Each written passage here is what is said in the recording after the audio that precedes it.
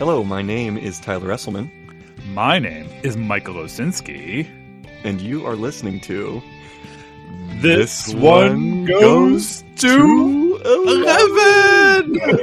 We're back, everybody! This one goes to 11, season 2, baby. I feel like we need we didn't come up with like a clever, tagline? Yeah, for this one goes to 11, season 2, colon... Season 2, the two-inning... The two... white electric Tualoo.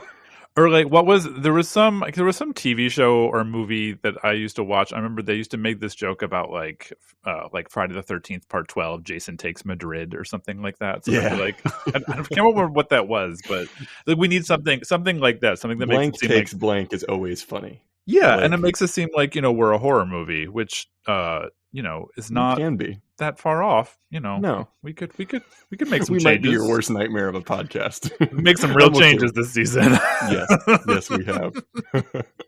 But this one's going to be good. This one I've been looking forward to. You want to know who we're talking to today, Mike? Oh, Tyler, do I ever? This is my guy. This is Andrew Morrell. And for those of you who don't know this guy, I try to introduce him to everybody I know. Basically, if you've been around me, chances are at some point you've been around Andrew. We're largely a package deal in many situations. But for those of you who don't know him, Andrew Morrell is a Chicago-based writer.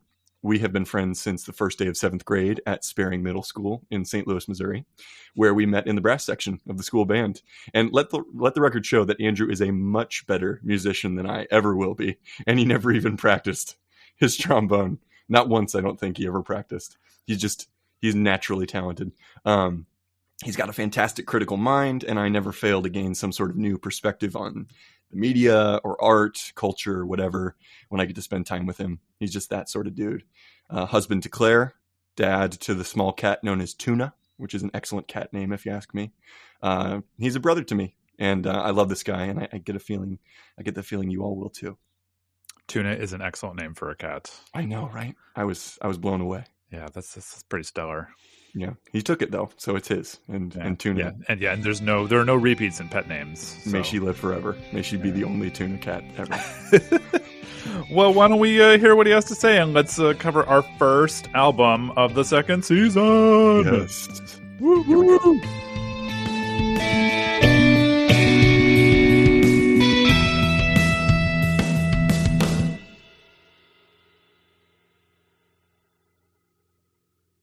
All right, well then, without any further ado, what's up, buddy? Andrew Morrell. Yes, hello. Thank you for having me.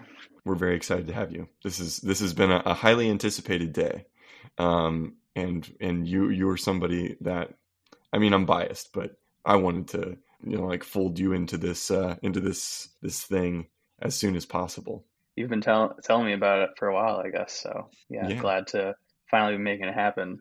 Well, welcome to This One Goes to 11, Andrew. You may have listened to an episode from our first season or two, perhaps. So perhaps you already know a little bit of the format that we're talking here. For those who are just tuning in for the first time, on This One Goes to 11, this is us opening up a space for our friends, family, colleagues, at some point probably strangers too. Like I talked to a stranger about this stuff. It's them making their case for what they believe is a perfect album. So perfect, in fact, that 10 out of 10 just isn't good enough. That's going to be on the t-shirts once we make the t-shirts. Mersh. When there's mersh. So today we tasked you with choosing several albums that are that you believe are perfect, and then we chose one of those. Which album did we choose of your four, Andrew? We chose Enter the Wu-Tang 36 Chambers. I believe that's the full title. It is. By the Wu-Tang Clan. The guys. And so you're going to be making your case for that today. Well, before we get too far into it, Andrew, we have this little feature we like to start out every Mm-hmm. episode with. Before we evaluate your case, we'd like you to evaluate us. And today, Tyler is going to present something we like to call... Oh, man, Tyler, I forgot what it's called already. We haven't done this in so many months. What do we call this again? It's called the Beginner's Guide. The Beginner's Guide to blank, which is the Beginner's Guide to Wu-Tang Clan and Enter the Wu-Tang 36 Chambers in 60 seconds. And I'm going to keep the time going, but you, Andrew, get to evaluate Tyler's progress on whatever sort of scale, rubric, or whatever other sort of evaluative tool you would like to use. I'm ready. All right, you ready? All right, let's see what you got. Okay, 1 minute on the clock. Ready, and go. Shaolin shadowboxing and the Wu-Tang sword style. If what you say is true, the Shaolin and the Wu-Tang could be dangerous. Those are the words growling into your headphones upon pressing play on Wu-Tang Clan's epic 1993 debut, Enter the Wu-Tang 36 Chambers. Messrs. RZA, Jizza, Old Dirty Bastard, Method Man, Raekwon, Ghostface Killah, Inspectah Deck, U-God, and Master Killa came together in 1992 on Staten Island, New York, or as they so lovingly call it, Shaolin Land. Enter the Wu-Tang introduced the blend of Eastern philosophy absorbed from Kung Fu films, 5% Nation teachings from the New York streets they called home, and the fast, funny, biting wit of comic books that would become the signature Wu-Tang style and vernacular.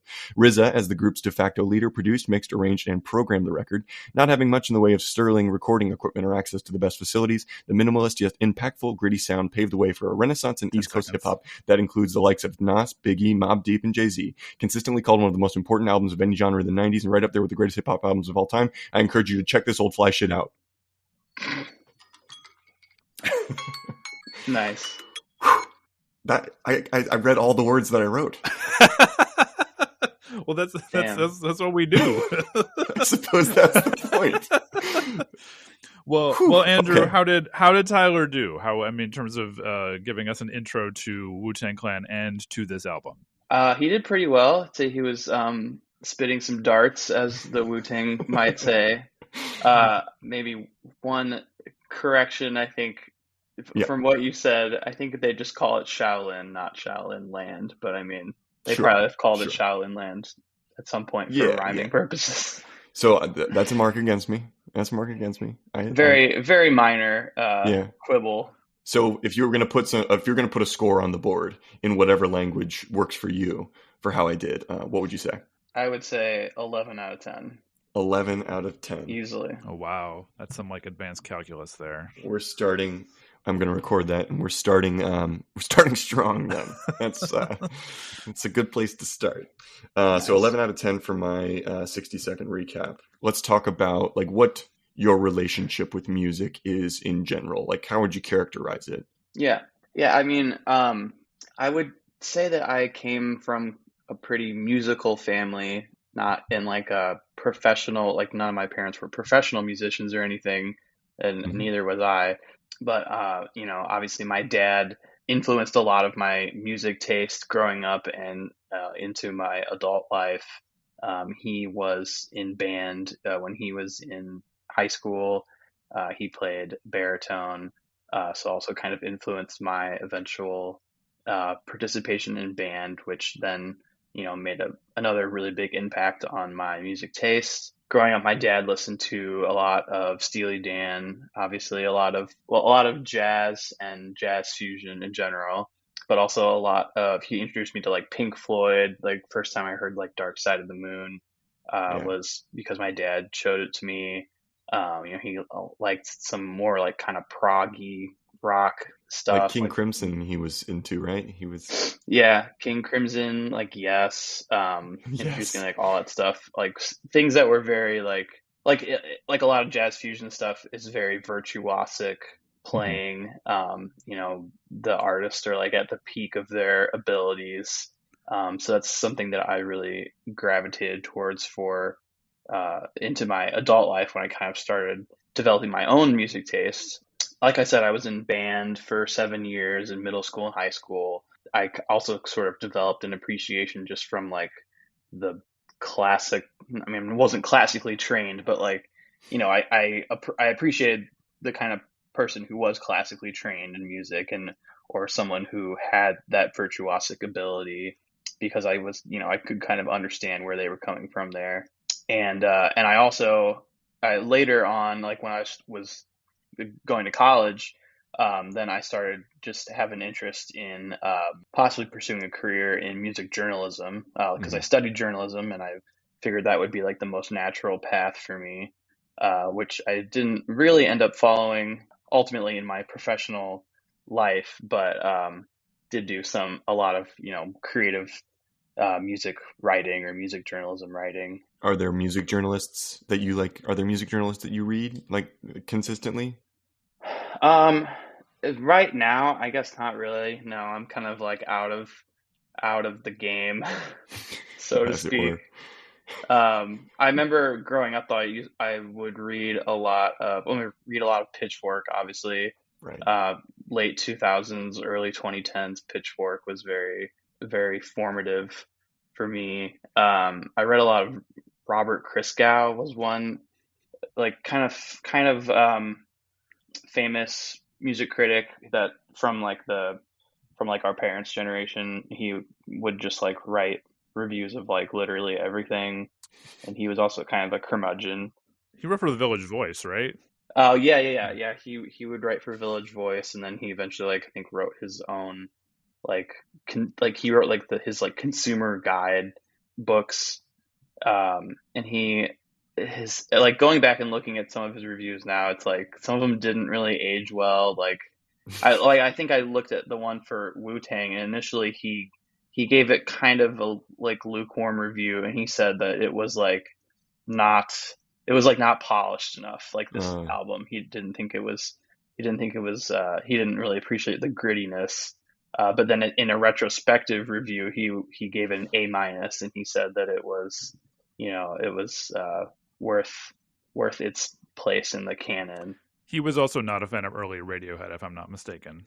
Yeah, I can't remember all the things that he was like not on board with, that eventually ended up being like very popular and well respected in like the critical world. But yeah, I think Radiohead was one of them. Everybody's got to hate on Radiohead, and there it is. We're how many minutes in? 11 minutes in, and there's our Radiohead reference. We're hitting it early. This season. I think I don't know about, I don't want to speak for Tyler, but I feel like I have a complicated relationship with, you've mentioned Pitchfork specifically, because I feel like often reading music journalism can feel like I guess it depends on the reviewer. Some people, it feels like you're reading a PhD dissertation on music. Sometimes you're reading someone who just has something in their craw, not that's the right phrase, but like they're just like real pissed off about something, and they just like eviscerate an album for no reason. But every once in a while I feel like I come across something where someone's just writing about how it makes them feel, or how it changes the way they look at the world, or something like that. And I think that for me, those are the more transformative pieces of music journalism. I don't know how you feel about that, but yeah, no, I definitely know what you mean. Like, I feel like Pitchfork, I don't really read it on a regular basis anymore. The reviews that I liked the least when I read it a lot was when the ones that were them just sort of analyzing the lyrics of songs and like taking a very like lit crit angle to it, which I think is like boring. Like, I don't really, maybe we'll talk about this later in regards to this album, but I honestly really like it when I do really like it when the lyrics are kind of hard to understand, or when they are secondary to the music, whether it's in rap or otherwise. Like, I really appreciate it when the vocals are like just another piece of the music, like they're another instrument, and something that just adds to the vibe, on a pure sound basis, like just the way it sounds and feels. And like, I think the meaning sometimes, if it's secondary, I appreciate that.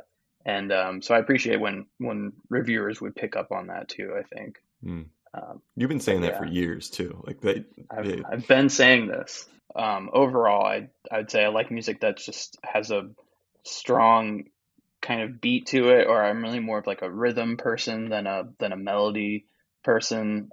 So I really appreciate when there's like a groove, and also when it's just like soulful, like when you can hear the artist's, feeling in the track or album, and like you can tell that they're really like invested and like dedicated to their craft. I think in any genre, that's like always kind of what I look for and what I gravitate to the most. Well, why don't you tell us the story of how you discovered this album? Yeah, so I think I remember it pretty clearly. Should I give like I wrote like some notes before this, and I kind of start out with like how I got into rap in general because Yeah. it's sort of an interesting story. I mean, Let's start at the very beginning. It's a very good place to start. Thank you, Julie Andrews. so like I mean, because I feel like this is necessary because this is the Wu-Tang album is probably the first like it was like the beginning of like when I started actually like appreciating rap and I like started really getting into hip hop as a teen and then like into my adult life. So I feel like it's kind of important. But when I was a kid, I remember like when I had first even heard of rap, it was probably in the context of Eminem. Mm-hmm. And just like seeing Eminem on the news, like in the late 90s. And I just remember seeing people talk about how controversial his lyrics were. And without having ever really heard any Eminem music for a long time, I took that to mean that like rap was just like off limits. Like it was like, R-rated movies where I was like, I knew my parents like wouldn't be happy with me listening to it or something. Sure. Because it was, it was like bad and it was inappropriate and stuff. But honestly, like the Eminem song "Lose Yourself"? I remember that was really big when I was in like fourth grade, and I would come across that song, and I was like, wow, I like really like this, like kind of like a guilty pleasure almost. I thought it was like really cool. And then my taste in rap started further developing with a lot through video games like the Tony Hawk Pro Skater series or the other Tony Hawk video games, which I feel like are still regarded now as having really good soundtracks. Oh yeah. And that introduced They're me great. to a lot of music that I wouldn't have ever really come across as a 12-year-old back then. Like one that I think of in particular is Dell, the Funky Homo Sapien. Yeah. He You had listen to him so much, man.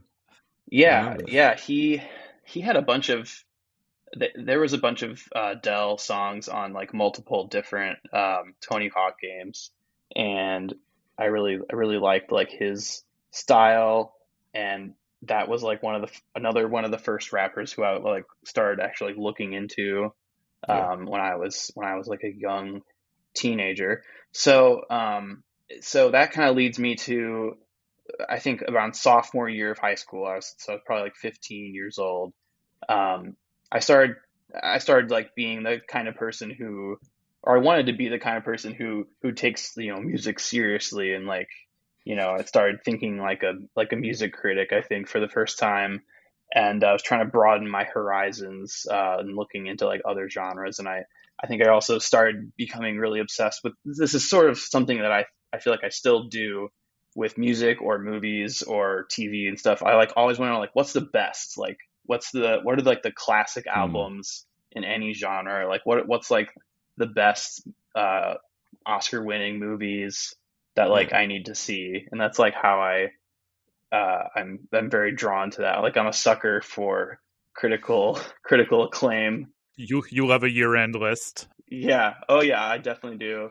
And like as much as I sometimes bag on music critics, they definitely influence me a lot still. Yeah. Um, so that's when I started.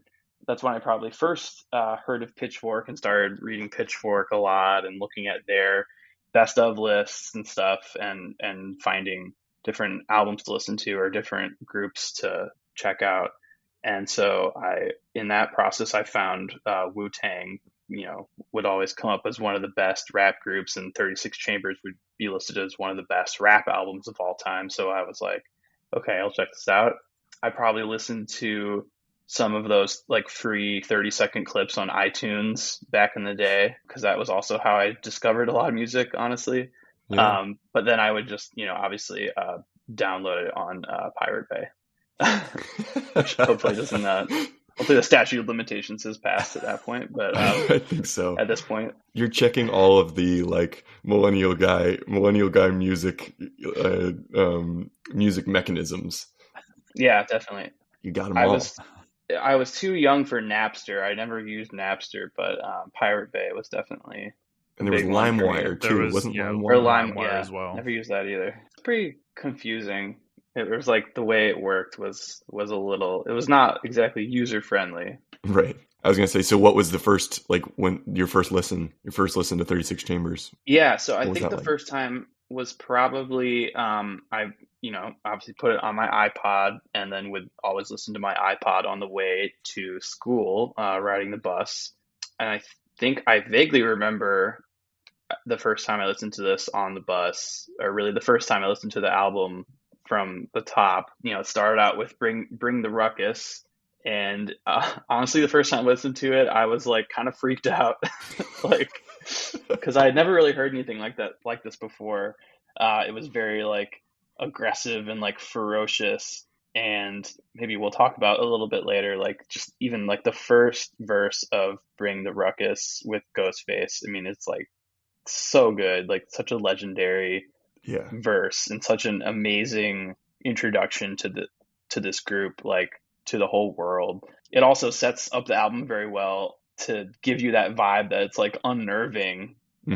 like just the references that he makes and like the delivery. It's like, yeah. So I was like, at first I was like, wow, this is like dark, like underground stuff. Like I was like afraid to delve deeper and see what I might find, but obviously I ended up becoming obsessed with it, and yeah, led me to here we are.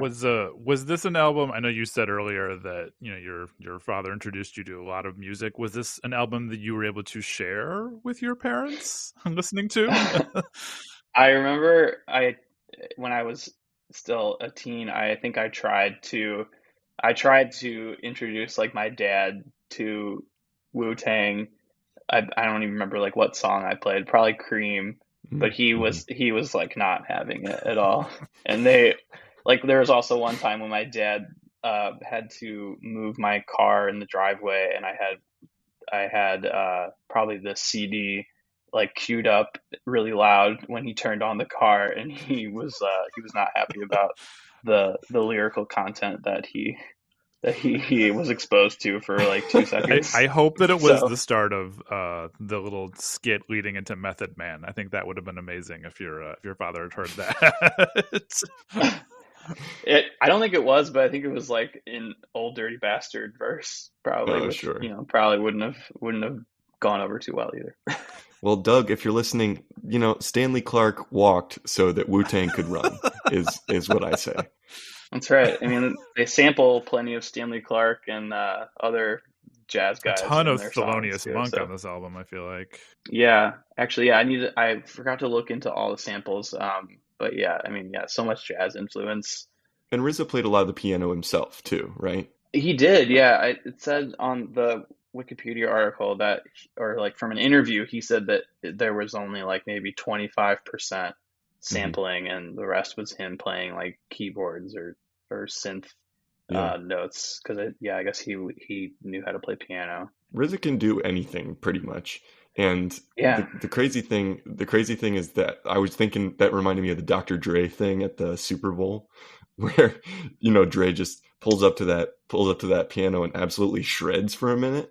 Oh, And really? I didn't actually watch that. it's just insane that somebody can have so many talents. They can be just chock Yeah. full of all of these skills. And he Hmm. ripped it. It was really cool. That's I mean, cool. I'm not as versed in hip hop and rap, but so I mean, forgive me for the ignorance of this question, but I mean, is this album revolutionary because of the way that RZA samples things? I think a lot of people would say, yeah. And I think it was revolutionary just because he, like the story goes that he used this early sampler. I think it was like an SP. Now I forget. It was like an EMU sampler that, it recorded like a floppy disk, and you could only record like 1 megabyte of data total or something. Like, so you could only record like a few seconds of audio at a time for each like sample bank, or like the button basically. And it was also only like lower fidelity recording. Mhm. So and he was probably also recording from vinyl too. So yeah, all that being said, like that it was a big reason why the sound of the album is as like, you know, gritty and kind of dark as it is, because he just was kind of using what was available to him at the time. That's why it turned out to be sort of lo-fi, maybe unintentionally too. But yeah, that was a big reason why it was so influential too. Necessity is the mother of invention, I suppose. Mm-hmm. That is very true. The sampling is the thing that really struck me, because I just always tend to hear music first, being a non-auditory learner that I am. So I mean, that's because I had never listened to this at all before you brought this album to us. So this was never at all. It's another good point to raise too. That you can tell he was really good, and early on, like I'm assuming, you know, it's probably the first album he made, really. And a lot of the really cool samples are very atmospheric. Like it's kind of hard to tell really what it's coming from. Like it's definitely from a song, but it's like not even really a melody or a beat.